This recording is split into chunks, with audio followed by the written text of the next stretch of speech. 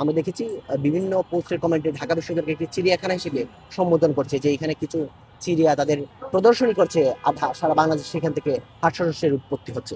আসলে আমরা যদি এখন ক্যাম্পাসের বাইরে যাই, শুধু সর্বমন্ত্রী চাকমা নয়, ঢাকা বিশ্ববিদ্যালয়ের যে কোনো শিক্ষার্থী যদি এখন ক্যাম্পাসের বাইরে যায় এবং আহ, বাইরের কোনো শিক্ষার্থী যদি আমাদের সাথে একই ধরনের আচরণ করে, তাহলে তার ফলাফল কি হবে?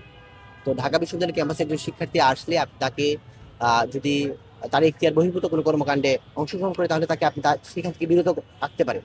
কিন্তু আপনি একজন শিশুকে কানে ধরে উদ্ঘোষ করাবেন বা তার বিরুদ্ধে শাস্তিমূলক ব্যবস্থা গ্রহণ করবেন, সেটা কোনোভাবেই কাম্য নয়। গত 1 বছর যাবৎ ঢাকা বিশ্ববিদ্যালয় ক্যাম্পাসে মববাজি, উচ্ছেদের নামে কারো উপর নির্যাতন করা, ঢাকা বিশ্ববিদ্যালয়ের সাবেক শিক্ষার্থীদের হ্যারাসমেন্ট করা এবং গতকালকে যে শিশু নির্যাতন, সব ঘটনার কারণেই কিন্তু সারা বাংলাদেশে ঢাকা বিশ্ববিদ্যালয় নিয়ে একটি নেতিবাচক ধারণা তৈরি হয়েছে। এবং অনেকেই আমরা দেখেছি বিভিন্ন পোস্টের কমেন্টে ঢাকা বিশ্ববিদ্যালয়কে একটি চিড়িয়াখানা হিসেবে সম্বোধন করছে যে এখানে কিছু চিড়িয়া তাদের আহ প্রদর্শনী করছে সারা বাংলাদেশ সেখান থেকে হাস্যরসের উৎপত্তি হচ্ছে।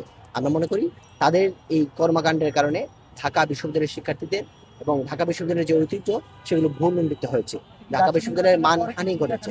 ডাকসুর নির্বাচিত প্রতিনিধিরাই প্রত্যক্ষভাবে অংশগ্রহণ করে এই ধরনের হাস্যকর, অযৌক্তিক এবং তাদের এখতিয়ার বহির্ভূত কর্মকাণ্ডে অংশগ্রহণ করছেন।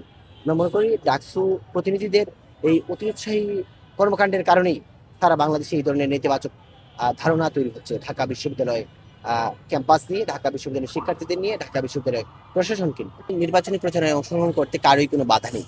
তারপরেও ডাকসু নির্বাচনের আগে শিবির সমর্থিত যে প্যানেলটি ছিল, তারা লেজুর বৃত্তি না করার বা মাদার অর্গানাইজেশনের সাথে কোনো সংশ্লিষ্টতা না থাকার যে দাবি তুলেছিল, যে শব্দ ব্যয় করেছিল, সে মিথ্যা আশ্বাস শিক্ষার্থীদের দিয়েছিল, সেইগুলো সব ভঙ্গ করে তারা দাঁড়িপাল্লার পক্ষে ভোট চায় সারা বাংলাদেশেই বিভিন্ন আসনে হেলিকপ্টারে ভ্রমণ করে।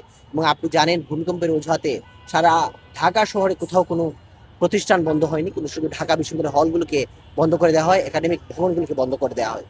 যার দুই দিনের মাথায় ডাকসু ভিপি হেলিকপ্টারে চড়ে বিভিন্ন প্রান্তে দাঁড়িপাল্লার পক্ষে ভোট চেয়ে বেরিয়েছেন।